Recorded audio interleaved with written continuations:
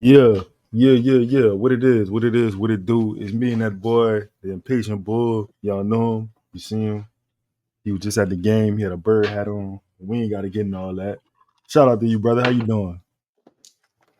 I did not have a bird hat on. There's a picture with you and Rel, and Wasn't me.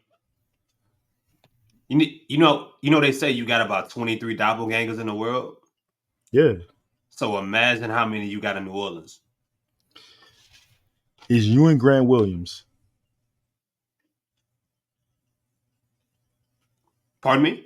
It was somebody else too. I can't think of the name because I never really seen y'all in the same place at the same time. I don't get the Grant Williams one outside of him being yellow What and about stocky. what about Kyle? what about Kyle Anderson? That's just I can see that. I can see that a little bit, but I'm not. that's only because of the forehead though. I'm never calling you slow mo. I'm like I that's rather that's I rather. I insane. mean, are we here to like? But because we can talk about all the people you look like. Come on, man.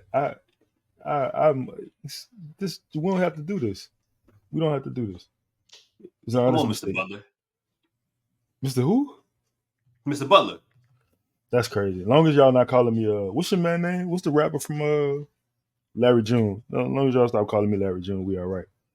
Um this show is sponsored you by the Birdsall Law Firm, the official injury lawyers of Buku Media. They are located at 918 Porter Street by the Superdome. Give them a call, 504-523-5413. If you or somebody you know has been involved in an accident, please be sure to tell them we sent you.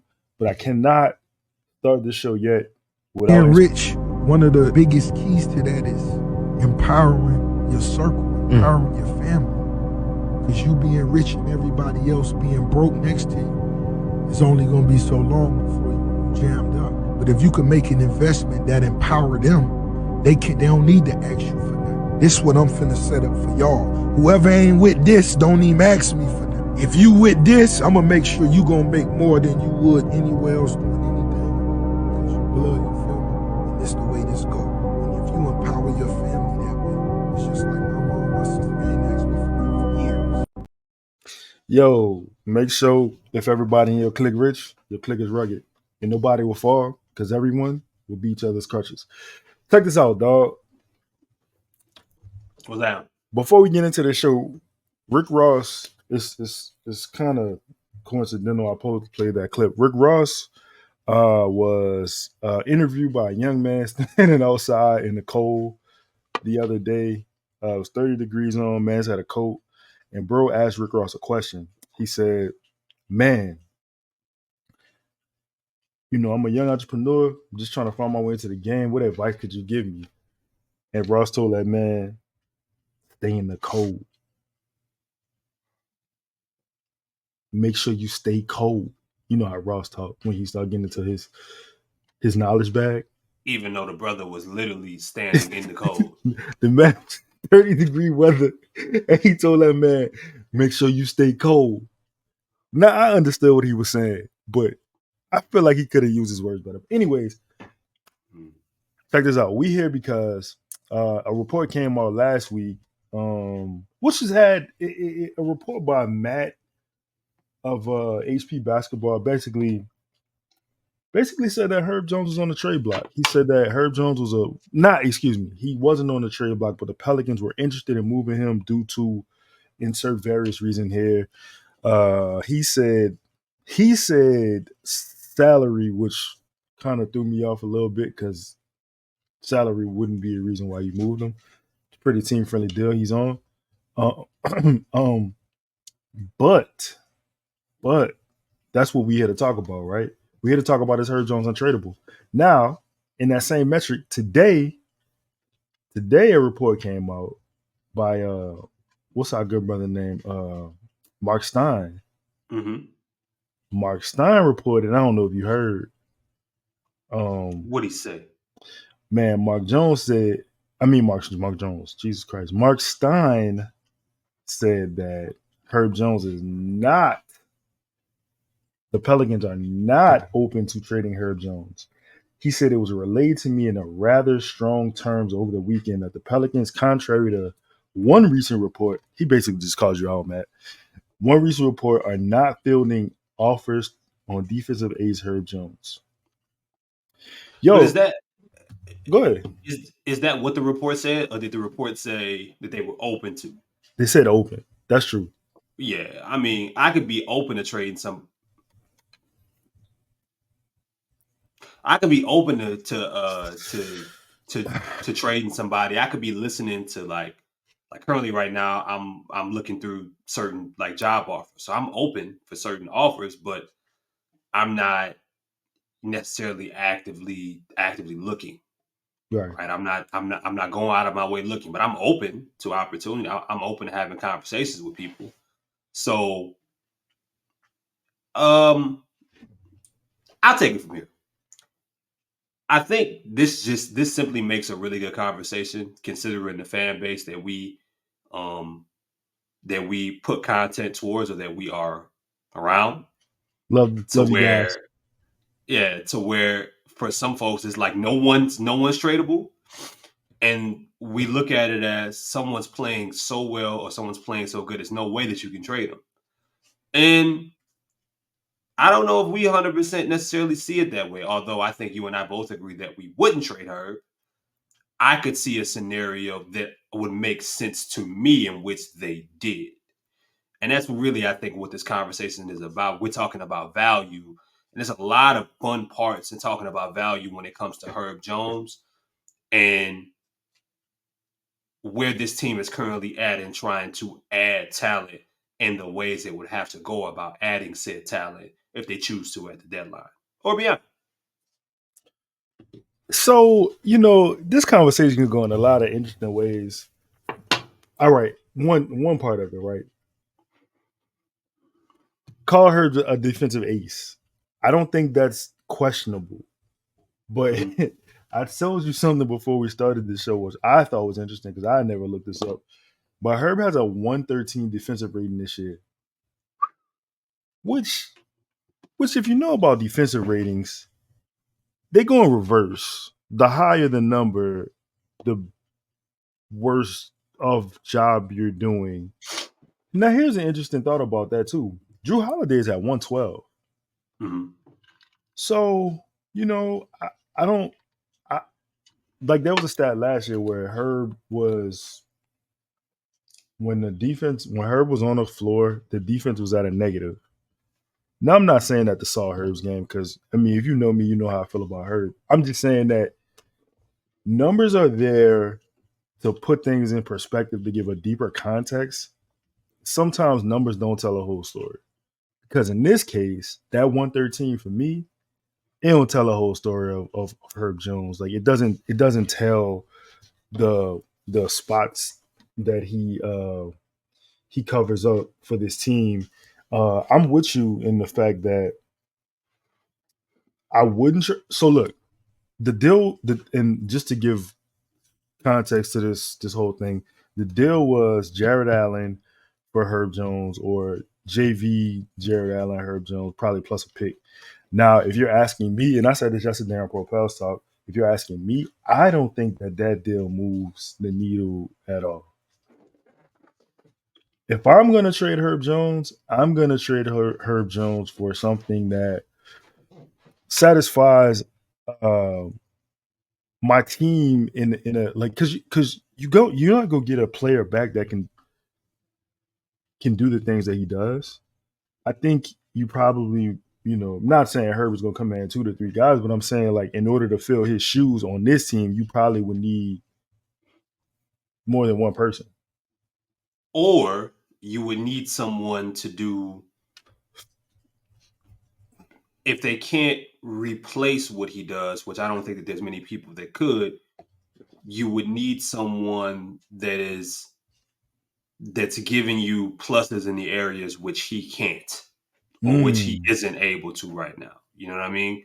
Maybe for example, a better shooter or a better overall scorer, or someone maybe more aggressive, or maybe just someone completely above average across the board, maybe a completely above average glue guy, for example. You got a player of mine?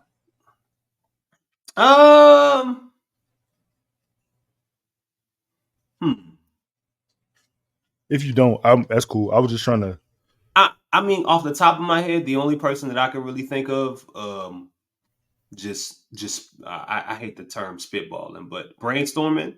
That's much better. That's much better. Yeah, brainstorming. Maybe somebody like Bruce Brown. That's just an example. He a better defender than Herb? He's no, not a no. Okay, no. he's not a better defender than Herb. I didn't mean that because I know the answer. But he's a better. His overall game, right? Would you say is better than Herb's? Even if it's by a tad, even if it's by a small margin, I would say so. Personally speaking, you know what's funny about that? So two things. I probably like you. I would trade anybody, depending on what the deal is. Right. I think Bruce Brown is the perfect Herb blueprint, or the perfect way. Bruce Brown with the Nuggets is the perfect way that Pelicans should use Herb Jones. When you have I've been calling Jokic a basketball ecosystem. Yeah. And like little planets just revolve around his. Yeah. You know what I'm saying? Like he's that great. And Bruce Brown is one of those players where you don't have to draw anything up for him. You don't have to run a play for him. Bruce is gonna play basketball. He's gonna get the rebounds off the break, attack in transition. Some of the similar to what we saw Herb do, kind of more at the end of last year, but which I would like for him to do going forward this season. And it's funny because today Willie Green talked about putting the ball in Zion's hands more in the first quarter. I think that would help a guy like Herb too, because you let him implement his slot cutting, and that way he's just not standing in the corner. He can be more involved in the offense. But listen, let me say this. If I was to trade Herb Jones, I'm gonna go to the complete opposite. I don't want defense. I'm gonna go full offense. Well, that's what I'm saying. Yeah, that's what I'm saying. You would either and this is we're speaking based off of like you would either or you would be moving him to upgrade another position, like the center position. Yeah. Because and I think right now we're talking mainly about the deadline, or maybe you're moving him because of future contractual obligations that you have to, say, a Trey Murphy, who's going to be paid more than Herb Jones, who at some point will need to be in your starting lineup. And maybe you look at Herb and you say, Herb is playing the best basketball of his career right now. His 3-point percentage is the highest that it's been to this point. I don't think in January he's ever had a 3-point percentage that's around 38, 37%. He's still giving you really good defense, and we have some analytics to, while you mentioned his defensive rating, there's a lot of other special detail analytics that support his impact outside of what we've seen. And we've seen him have some really good overall offensive games as well. We've heard what the team has said about him being said leader. You and Five have spoken to the fact that you guys believe he is the leader. Maybe in some respects, he may be at the top of that list when we're talking about leadership, a dude that can do it all. However, one of the things that we have consistently talked about, this team has limited ways to improve if they're not moving certain individuals. And we're talking about value. If an opposing team offered an amazing upgrade, maybe you upgrade multiple positions or you upgrade one position, and he's the only way to get there, I think you consider it. Although I think you and I both right now, as currently stand, would not trade Herb Jones. Yeah, in the 10 games that he's played so far in January, he's shooting 52% from three. It's having a hell of a year. What do you think Herb Jones' ceiling is? Is there a player? Maybe. Go ahead. Well, I mean, it goes back to our original conversation when we were talking about him. I mean, in his rookie year, folks were saying Kawhi Leonard, they were saying Jimmy Butler, they were saying guys like that. Scottie Pippen was an interesting one, and I know in your article about Herb Jones, you mentioned Scottie Pippen. I could see that. Andre Iguodala is one that I've heard a few times. I like that one. Like that one. But I mean, with Herb, it's interesting. You got to find somebody. Like a lot of the comps that we want, we're talking about second, first, third options. Herb is a fifth option. Right. You know what I'm saying? Right. At best, a fourth option. Like, it's hard to compare him. Even with an approved 3, it's hard to really compare what we're talking about, what his ceiling is, because if he's not utilized to a certain degree, you're talking about ways that they can use him better, then it's hard to really talk about his ceiling. And maybe there's a situation if the Pelicans are saying we are for sure going to pay Brandon, we're keeping Zion, we still have CJ on the books, we're about to pay Trey, and then we have a few others that we have to make moves on. If that is the case, maybe there's a team that would offer you something that you're not expecting, or a glorious upgrade, specifically, let's say, at the center position, because they feel like Herb is being underutilized, and we could possibly see that. But currently, with the amount of offensive players that are in front of him, I think it's really difficult to speak to his ceiling because he's so low on the totem pole offensively. That's fair. Let me ask you a question, Chris. Based upon Herb Jones's play style, if there was a song that you could relate him to, what would that song be? And I know this is like so left field.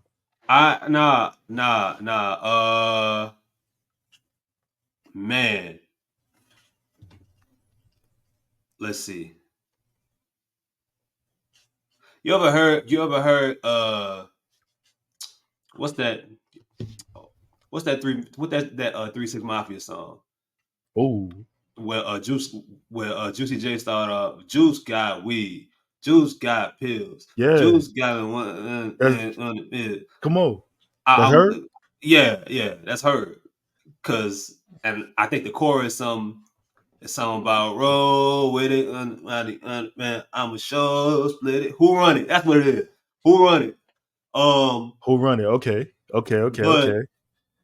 Off the top of my head, that would probably be it, because basically with Juicy, that's crazy. What Juice is telling you, Mr. J is telling you, is that whatever you need, whatever role you need for him in the pharmaceutical world, he can supply it. And I think like Herb is kind of the same way. Ironically, his name is Herb. Wow. Is it Herb or Herb? You know who you ask. On 420, I know what his name is. Herb Jones. Yeah. All right, I respect that. I got an answer. It's crazy. You said that, because my answer is actually from the same state. Not even the same state, from the same city. Gorilla? Nah. Wow. Nah. Rest in peace, Flipper. 100 shots, and I'm gonna explain why. Is he bulletproof? You tell me. Oh. You tell me. You freestyled that? Hey, I did. It was off the card. That was kind of. All right. Listen. My dog Chris keep on these stats on Basketball Index, man, and we was talking about. He said specifically, I gave you Herb's defensive rating, but Chris was saying that there are other ways he affects the game, and here's a list of. From Basketball Index is the top 10 in 3-point contests. And as you can see, Mr. Jones is number 2. Who's number 5, Lito? Shit, man. I didn't even see that. Wow. Interesting, isn't it? I heard he don't play defense. That's why I wanted to point it out. Damn, that's crazy. So they lied? Maybe they were misled. But who let him?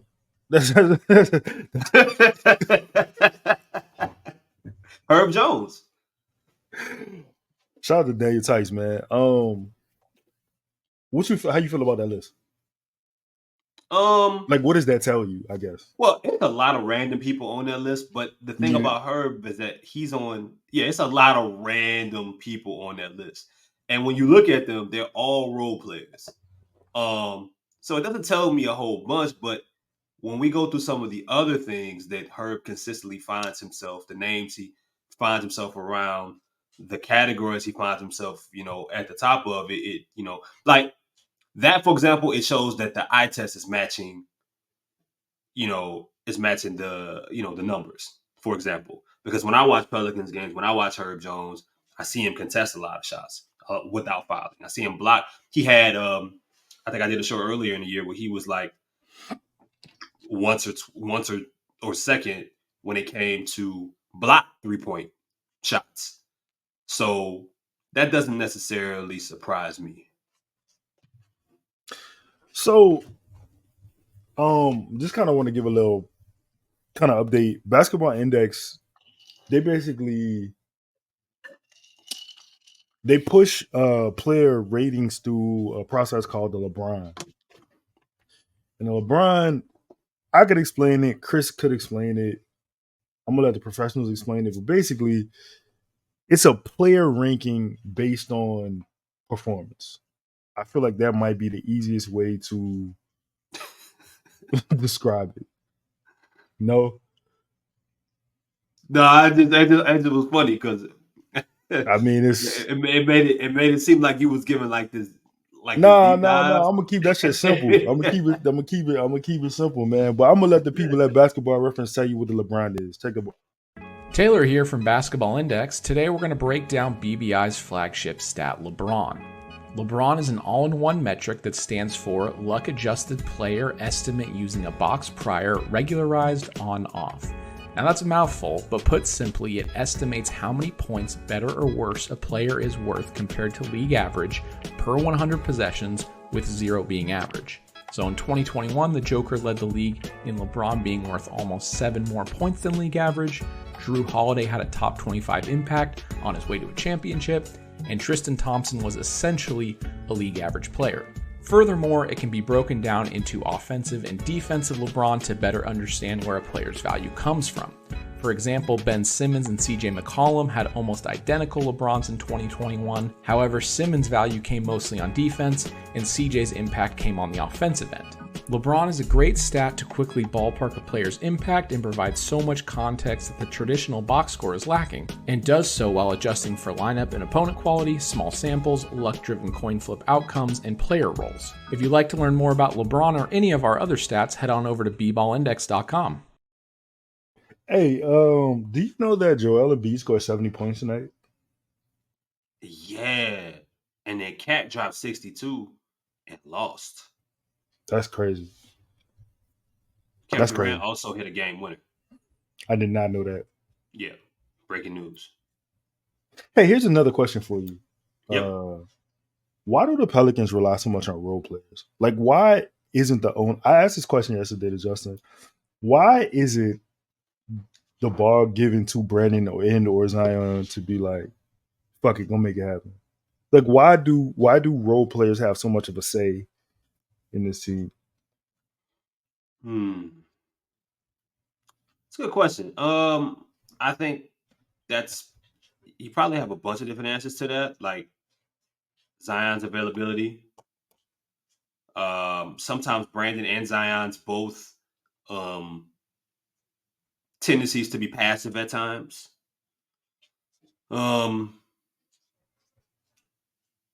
CJ's role change. And then, I mean, a lot of role players we talking about have played important parts of past teams over the past 3 years or so, to where even those guys may feel entitled, and they've been playing minutes that matches that.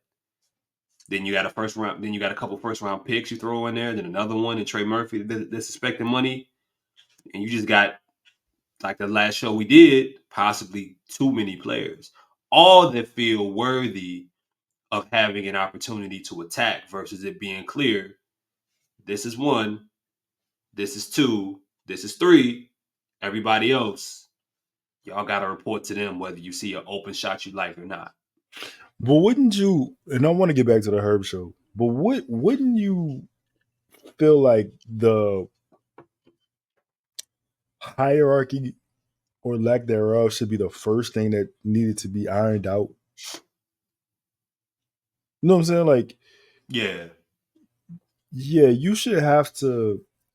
You can. I'm not gonna. Let's just say, player Z just can't come down and just shoot 10 shots because he felt like Yeah. it's. You know what I'm saying? Like, Right. Yeah. I mean, I agree. I just hmm. I think the difficulty, the part of it is this particular organization that, like Jose Alvarado, for example. There's, he's scored 38 points in a game. yeah, that's So crazy. in his mind, and in maybe, some of the guys are on the bench, an open shot for Jose is a good shot.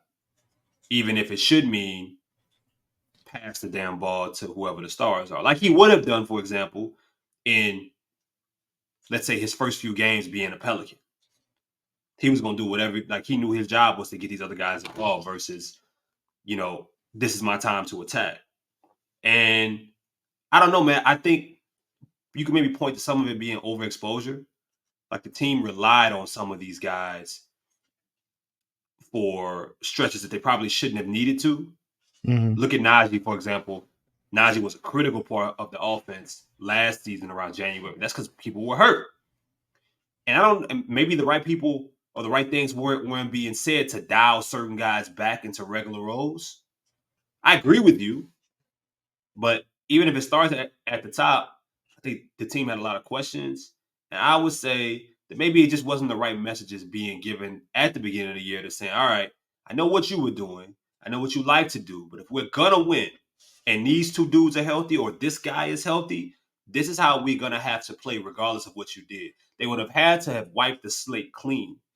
But can you ever wipe the slate clean if you were always wondering about the availability of one or two players?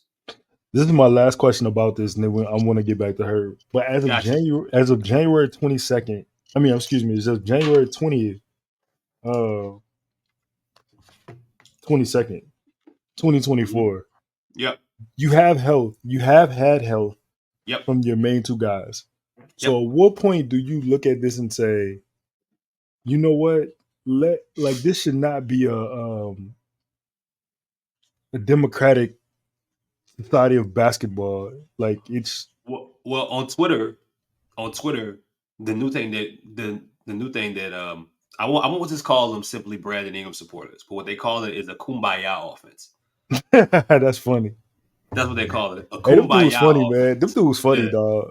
An equal opportunity offense, which I do think is partially sometimes in play to where a lot of different individuals feel empowered to take the open shot, and sometimes the open shot for them isn't the best shot. You know what I'm saying? Just because Dyson Daniels is open in the corner, it doesn't mean that that's the best shot that you can find.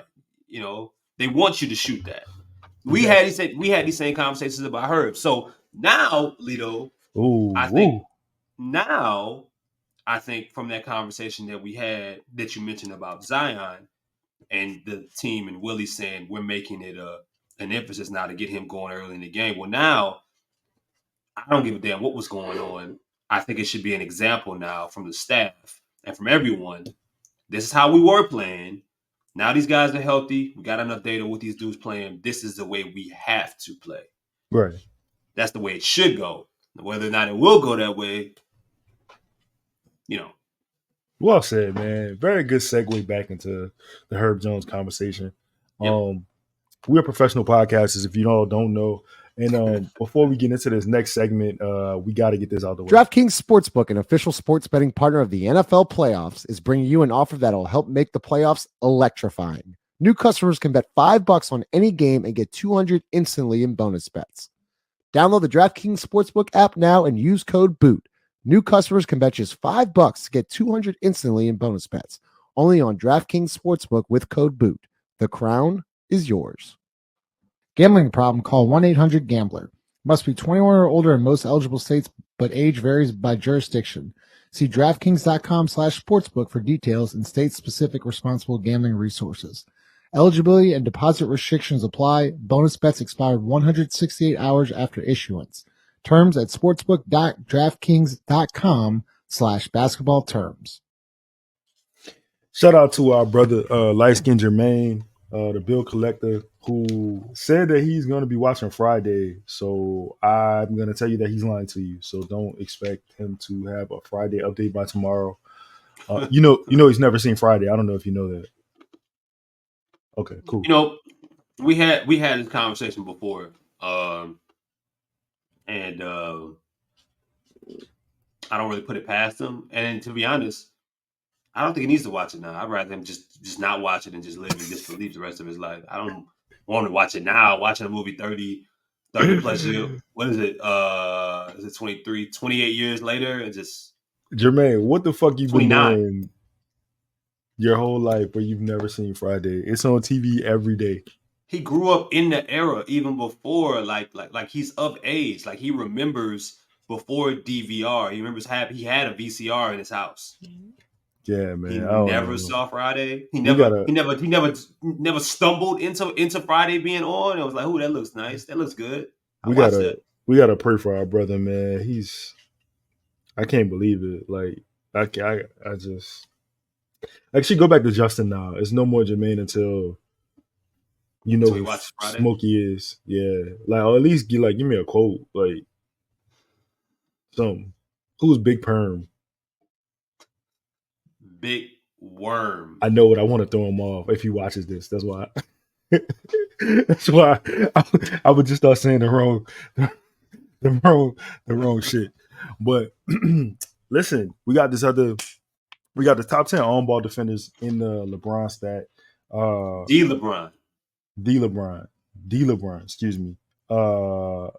Dean Wade being first up here is not who I was thinking. Actually, this whole list, to be honest, yeah, he can. This whole list is kind of who number 5, Chris? Your boy D Squared, man. Yeah, man. Australian homeboy Dyson Daniels, number 5 on the list. If you listen to this as a podcast, Herb Jones is number 3 on the list. Caruso 2. Hey, I like Haywood Highsmith too. He's number 6. And then I just hate his name. That name is like a 1970. It's like an ABA name. Terrible. He sounds like he should be Carlton Banks' best friend. Yeah, and his first name is just crazy by itself. I'm not. Why don't you say his first name, brother? No, I'm not. No, I'm gonna just call him Mr. Highsmith. Scotty Barnes number 7, Jalen Suggs 8 on the list. And again, we gave y'all a LeBron reference, so you already know who that is. And listen, I just want to say this: if you're struggling with the LeBron and you feel like you're being hamstrung, it's taking a lot to follow up on. Just remember this: this man got choked during an NBA game, and he got suspended for about 5 games, and then he admitted he had a problem. That ain't have anything to do with anything, but I just thought that I should mention that. So, how you feel about her being, what was it, third on as an on-ball defender in the NBA? Accurate, too high, too low? I like that metric because again, like the LeBron metric, for those who still don't understand it, it's an on and off the floor kind of metric that's based around overall impact. And they use a bunch of different things in the formula to determine where someone ranks. But this one I like because you see a lot of individuals that have a high on ball, off ball, defensive praise in the league. Alex Caruso, you know about already. Derek White was another one on there. Dyson Daniels, his defense has been talked about since he's entered the league. And there's a bunch of other guys, and then of course Herb Jones, and there's some other guys on there that that have a decent to high defensive reputation as well. So again, that doesn't surprise me. But I think the thing that shows his value more than anything, we're talking defensively. There's so many other metrics that I sent you. It shows that he is one of the most valuable defenders in basketball. Facts. You could probably argue he's top 5 to top 7. You know, I'm surprised not to see on this list, and I Hmm. know this is more of like a forward guard type list, Yeah. but my man in Orlando, who my mind is went blank now. Goga? No. The Line of Judah.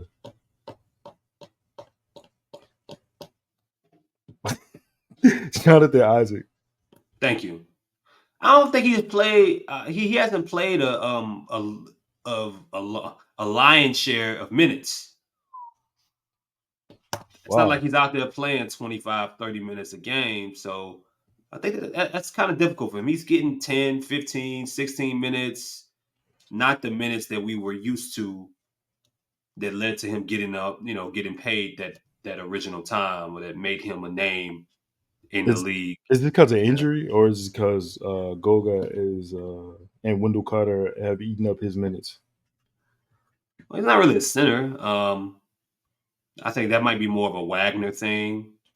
You got Franz, you got Paolo, both getting a strong hold of minutes there. I don't know what he is. And maybe health, bro. Maybe health. Maybe just health. Maybe because of the injuries he's had they just don't want to put him out there for a consistent amount of minutes over time.